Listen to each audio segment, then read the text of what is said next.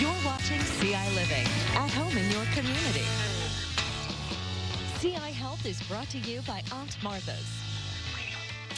When you hear someone has been affected by trauma, it can mean so many different things depending on the person and the situation.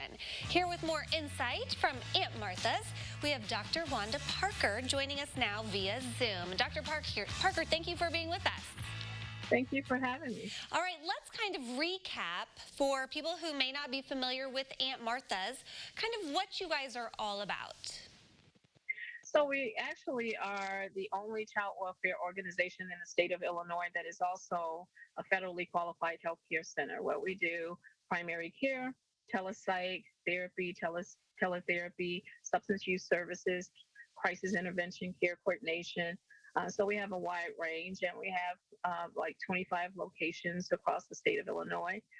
So we do a varied amount of care where we integrate our services and really kind of wrap around the patients and what they need. And some of the patients that you help have experienced trauma.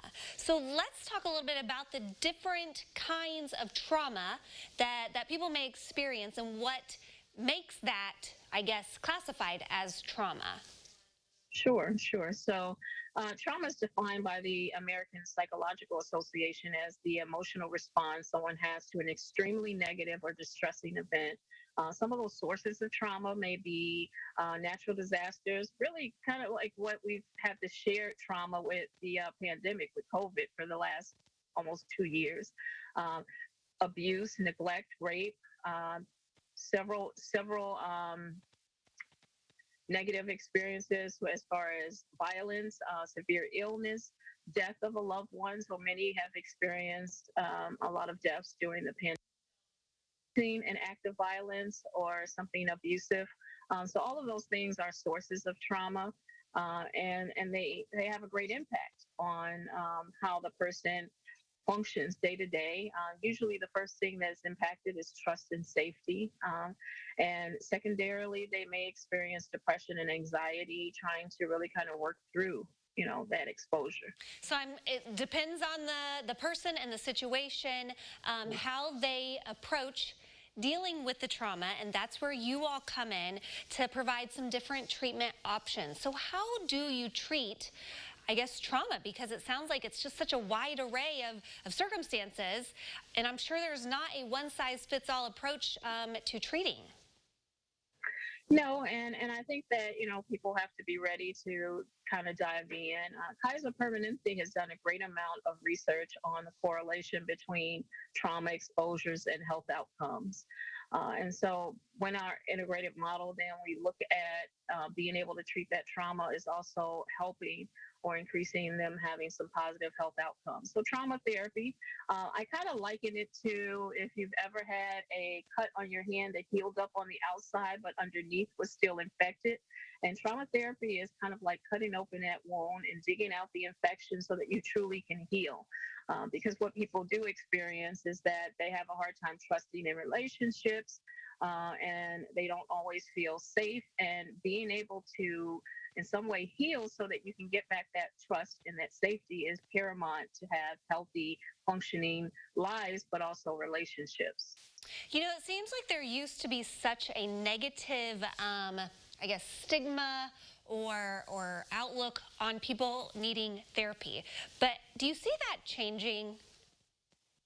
Oh, I think it's certainly been changing along the way, but in the last 2 years, probably really tremendously, right? People feel a little bit more comfortable reaching out for help. Access has certainly improved. I know at Aunt Martha's, we went very quickly from in-person therapy to teletherapy during the pandemic so that people still had access. So, yeah, people are reaching out for help, and they're not feeling so much shame, and they're having some courage to say, I need it. And that's, from children to professionals who have to work and be on the front lines during this pandemic as well. Yeah, that was going to be my next question. Do you see mainly adults or children as well?